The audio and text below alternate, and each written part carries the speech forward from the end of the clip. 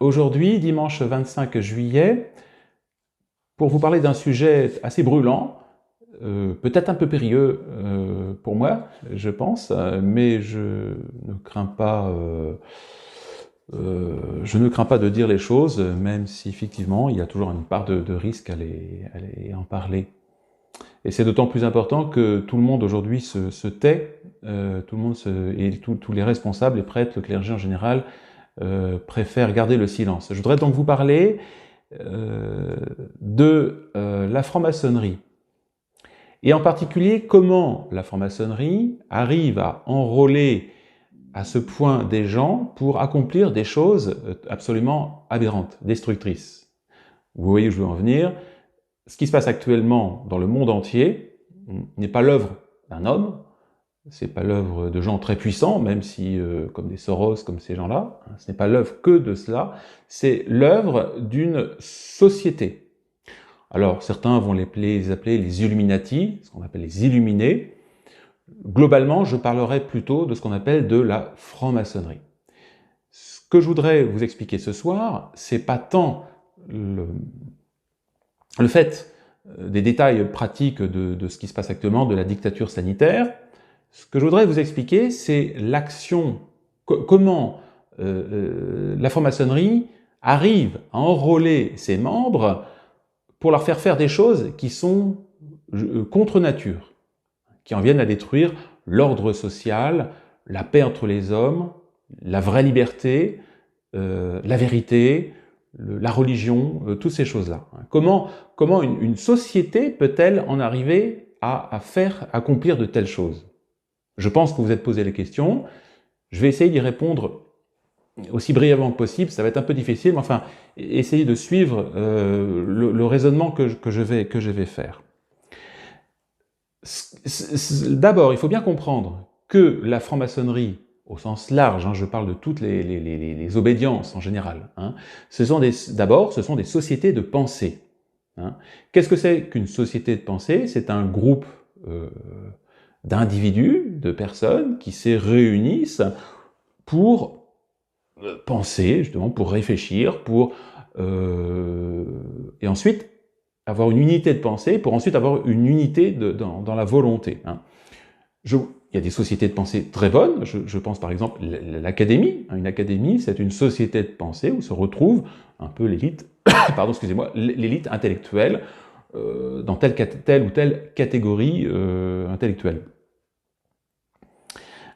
Donc, la franc-maçonnerie est à proprement parler une société de pensée. C'est très important. Avant même d'être une société qui va agir dans le domaine politique, qui va agir dans le domaine social, c'est une société de pensée. Ça, c'est très important de bien se le dire, justement, pour pouvoir réagir efficacement contre la franc-maçonnerie.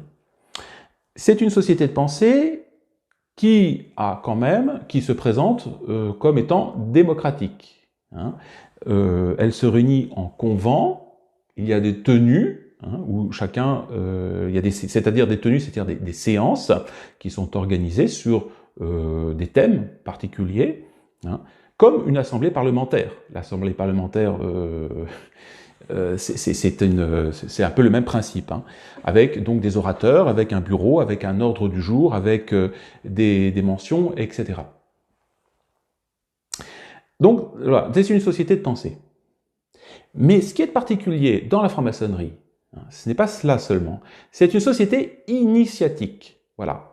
C'est-à-dire que c'est une société qui va se caractériser par le fait qu'elle va incorporer en son sein des membres et qui vont être associés à la confrérie maçonnique. L'Église, pareil aussi, l'Église est une société initiatique dans le sens où elle va incorporer en son sein des membres nouveaux, par le baptême par exemple. Surtout, c'est une société initiatique, dans le sens où elle va avoir une influence spirituelle, je dis bien influence spirituelle, sur l'initié. L'initié va subir une certaine des influences psychologiques, plus ou moins nettement perçues par lui, consciemment ou inconsciemment perçues, Et ces effets psychologiques, la maçonnerie dira qu'elle l'appellera l'illumination initiatique. C'est pour ça qu'on parle justement des illuminés de Bavière. Les illuminés tous les maçons disent illuminés, dans le sens où ils ont une sorte de perception des choses que n'aurait pas celui qui n'est pas initié, le non-initié. Un peu comme le catholique lui-même, qui a reçu la lumière de la foi par l'enseignement, par le baptême, et qui a des lumières que n'ont pas ceux qui n'ont pas la foi. Et donc la franc-maçonnerie, c'est pareil, c'est une société initiatique. Pour l'instant, je ne fais pas de jugement moral, j'explique simplement qu'il s'agit d'une initiation, au sens général du terme. Cette initiation, si on demande à un franc-maçon ce qu'il en pense, ce qu'il en ressent, il dira qu'elle constitue comme produit en eux une sorte d'impression, une lumière bénéfique.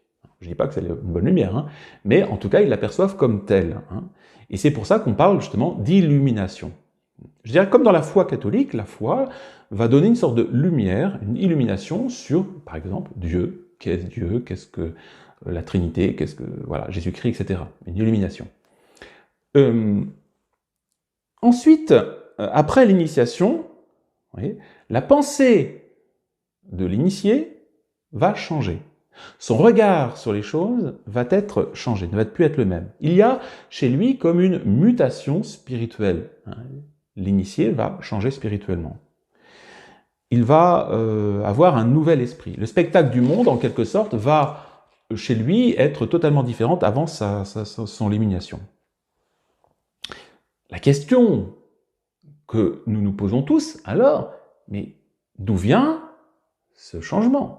Quelle est la raison de ce changement spirituel chez l'initié? Alors, dans l'Église catholique, on dira c'est le Saint-Esprit qui va agir dans l'âme du croyant.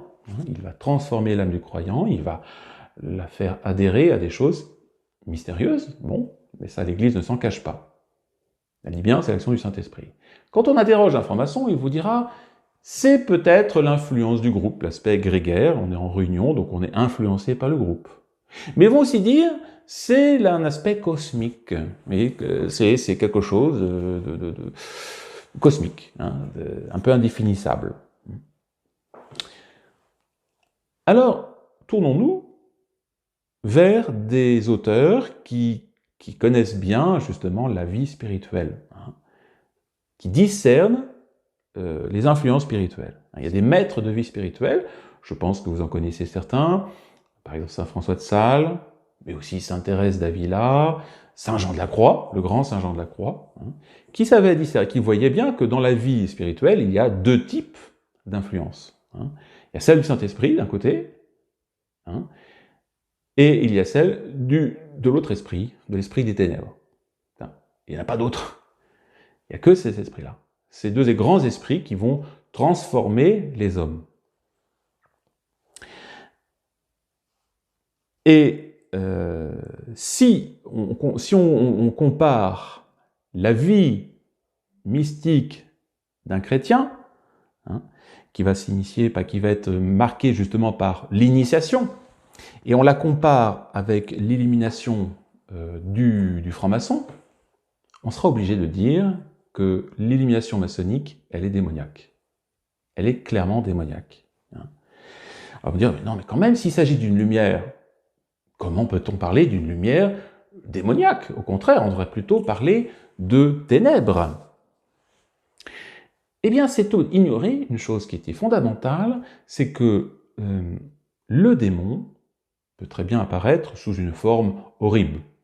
Par exemple, sous la forme d'un monstre. Bon, là, je dirais, il ne se cache pas. Parfois, les saints, les pères du désert, des grands saints, des grands mystiques, avaient des apparitions du démon. Le saint curé d'Ars, par exemple, le démon lui apparaissait et brûlait son lit. Bon, vous pouvez aller à Ars et vous verrez effectivement son lit brûlé. Mais il peut aussi, le démon, apparaître sous la forme d'un ange de lumière. Ça, c'est très important.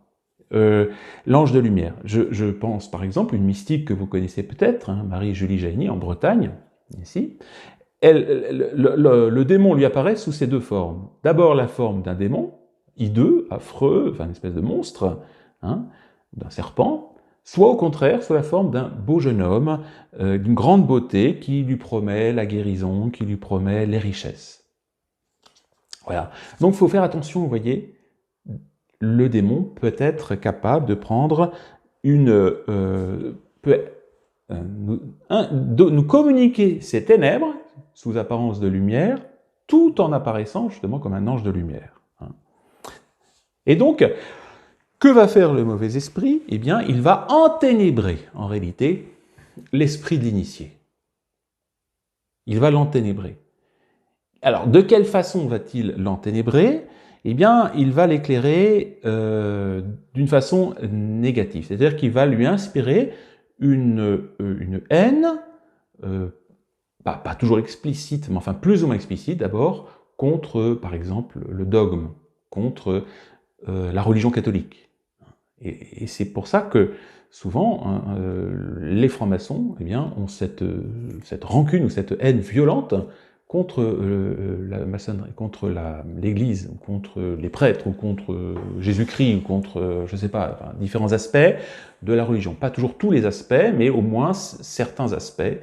Et ils vont entretenir d'abord cette haine. D'abord contre souvent le dogme. Hein. Le fait aussi qu'il ne peut pas exister de vérité révélée. Hein, qu'il n'y a pas de vérité a priori. Hein, que toutes les vérités doivent être l'objet d'une longue démarche, d'un dialogue, d'une discussion, blablabla, etc. D'où ces fameux convents où on discute, on passe son temps à discuter.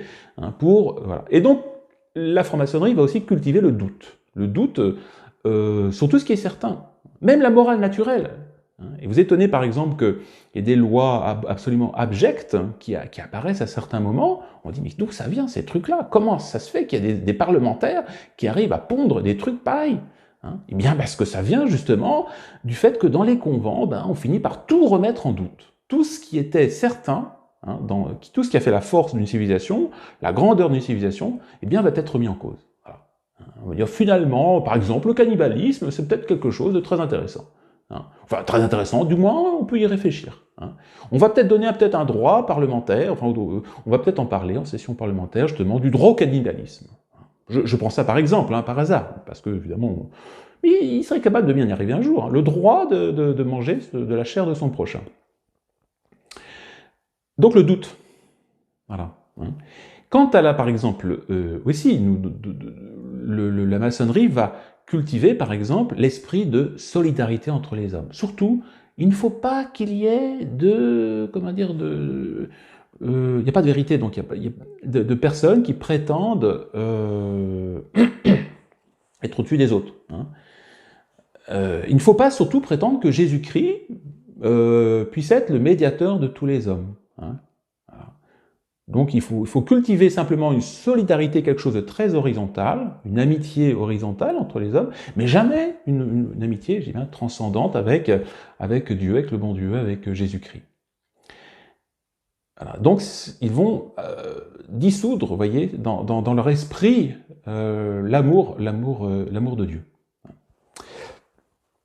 Et donc c'est pour ça que je vous disais, il y a vraiment clairement une influence diabolique, un enténébrement dans l'esprit des francs-maçons. Je ne vous dis pas de façon absolue et universelle dans toutes les loges, mais c'est globalement ce qui ressort de l'action maçonnique, une action qui est dissolvante. Alors, ensuite, le maçon, celui qui est initié, ils auront entre eux, je dirais, une pensée commune, qui sera le fruit justement de cette influence du même esprit. Et c'est du coup, les mouvements mentaux du maçon vont être en phase avec celui de l'esprit des ténèbres. Et donc il va se comporter dans le monde, je dirais, comme un semi-démon. Et il aura donc une action peut-être parfois même pas consciente de ces choses-là. C'est ce que je vous disais, je dis, comment se fait-il qu'on arrive aujourd'hui à avoir des gens alors par exemple que l'épidémie actuelle est quasiment n'existe plus, enfin il n'y a plus rien. Voilà. Et comment se fait-il qu'on arrive à faire croire à des parlementaires qu'il faut maintenant des passes, il faut des vaccins, il faut des choses comme ça, pour un problème qui n'existe pas, qui n'existe plus? D'où ça vient tout ça, hein? D'où ça vient cette aberration intellectuelle? Et collective, bien ça vient de là, ça vient de là. Hein? Quelque part, je dirais, l'avantage de cette crise, c'est qu'elle va mettre en évidence l'action d'une minorité de gens qui pourrit la vie sociale. Parce qu'ils ont été enténébrés. Voilà. Ce sont des gens, évidemment, qui sont excessivement dangereux pour une société. C'est pour ça que, d'ailleurs, l'Église catholique excommunie ipso facto quelqu'un qui rentre dans la franc-maçonnerie, qui adhère à la franc-maçonnerie. On n'a pas le droit, c'est pas compatible d'être catholique d'un côté et franc-maçon de l'autre, vous voyez. Vous pouvez pas être sous l'influence d'abord du Saint-Esprit d'un côté et puis du diable de l'autre. Voilà, c'est pas possible, c'est évident. Tout le monde le comprend. Alors, c'est pour ça que vous voyez, certains disent « Oui, le démon apparaît dans les loges ». Non, non, non, il n'y a pas besoin, il n'y a pas de diablerie forcément dans les loges, hein. Il n'y a pas forcément des sacrifices humains. Quoique peut-être il puisse y en avoir dans la haute maçonnerie, des sacrifices d'enfants en particulier, oui. Mais globalement, c'est plutôt une action, vous voyez, spirituelle. Hein. C'est une imprégnation permanente d'un état d'esprit. Et c'est ce qui permet maintenant, je pense qu'on arrive un peu à la clé du problème, c'est ce qui permet de comprendre cette action lente, mais permanente, de la destruction des États chrétiens, des États tout simplement, hein, des nations, et de la prospérité des nations, de leur liberté, de leur bien-être, etc. On se dit, mais comment ça se fait qu'il y ait toujours des choses aussi dramatiques qui se passent? Eh bien voilà, ça vient de cette action maçonnique en sous-main. Alors bien sûr, ce qui fait encore plus la gravité, je dirais, de cette secte, hein, ce qui fait qu'elle est si dangereuse, c'est aussi le serment du secret. Hein. Ils sont tenus au secret. D'abord, de ne pas dire qu'ils le sont, bon, franc-maçon. Hein. On apprend souvent, parfois, sur le lit de mort d'une personne, bah oui, il était franc-maçon. Alors, voyez, nous sommes catholiques, on s'en cache pas, vous le voyez bien. Hein. Les francs-maçons, eux, non. Voyez, donc, ils sont dans les ténèbres et ils veulent le rester.